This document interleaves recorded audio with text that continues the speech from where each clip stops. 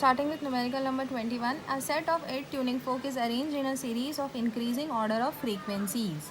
Means here we have 8 tuning forks which are arranged in series, line से, और increasing order of frequencies, increase हो रहा है order, मतलब N8 की frequency N7 से ज़्यादा, frequency increasing order में है, N1 से बड़ा N2, मतलब N2 की N3 की फ्रीक्वेंसी N2 से ज़्यादा बड़ी है, N4 की फ्रीक्वेंसी N3 से ज़्यादा है, ये वाले ट्यूनिंग फोक की फ्रीक्वेंसी इस वाले से ज़्यादा है, ऐसे इंक्रीजिंग ऑर्डर में अरेंज किया है.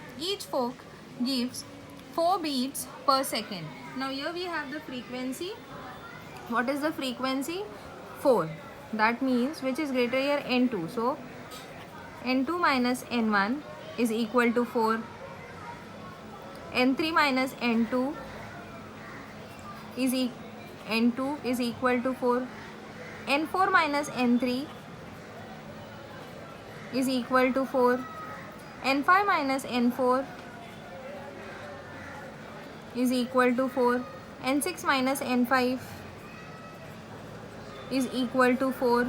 N7 minus N8, N7 minus N6,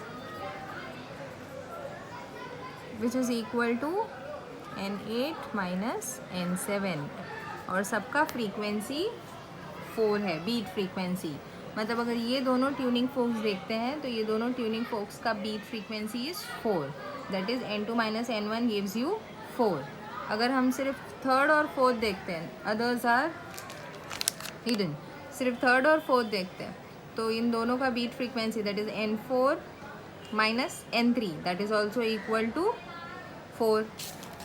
N4 minus N3. तो इसी तरीके से सबका बीट फ्रीक्वेंसी, हम जब आटो का बीट फ्रीक्वेंसी देखते हैं तो इट इज़ 4. इसलिए मैंने सबको एक साथ लिख दिया. हाँ, beat frequency with the next one, beat frequency of this tuning fork with the next one. तो इन दोनों में से बड़ा कौन था? N2 का फ्रीक्वेंसी, सो N2 माइनस N1 वैसे लिखा है. Now and the frequency of the last fork is twice that of the first folk.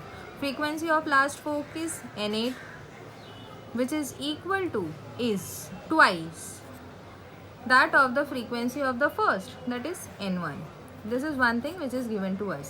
Now calculate the frequencies of first and the last fork. First fork का frequency और last fork का frequency find out करना है. उससे पहले यहाँ एक चीज़ देखो, N2 minus N1 gives you how much? 4. बाकी ये क्या था? 2 minus 1, that is 1. 2 minus 1 is 1 and this 4, that is 1 4 4. तो आ गया 4. N2 minus N1 का वैल्यू 4 आ गया. Let's check it for N3 minus N2.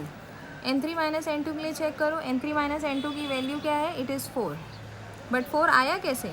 3 minus 2, so that is 4 and 3 minus 2 is 1, that gives me 4.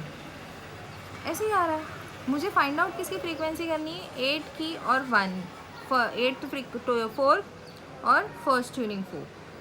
सो अगर मैं N8 ऑफकोर्स बड़ा है ना N1 से, तो अगर मैं N8 माइनस N1 करूँगी तो मुझे क्या मिलना चाहिए?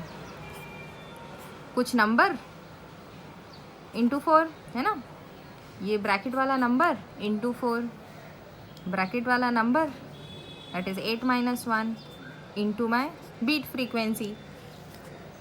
8 minus 1 is 7 and this 4, 7 4s are 28. So here beat frequency which I got is 28 Hertz. Now what is the condition given to me? N8 is nothing but 2N1. I'll substitute. N8 is twice of N1 and this minus N1.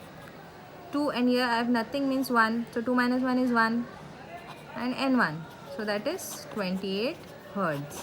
मिल गया N1. But what is N8? N8 is twice of N1. So 2 into N1 कितना है? 28. 2 8s are 16. 2 2s are 4 plus 1, 56 Hertz. समझा? यही अगर मुझे 6th फोक और third फोक का पूछता, तुम क्या करते? N6 minus N3, beat frequency है 4 और वो ब्रैकेट वाला नंबर होता 6 माइनस 3. समझा?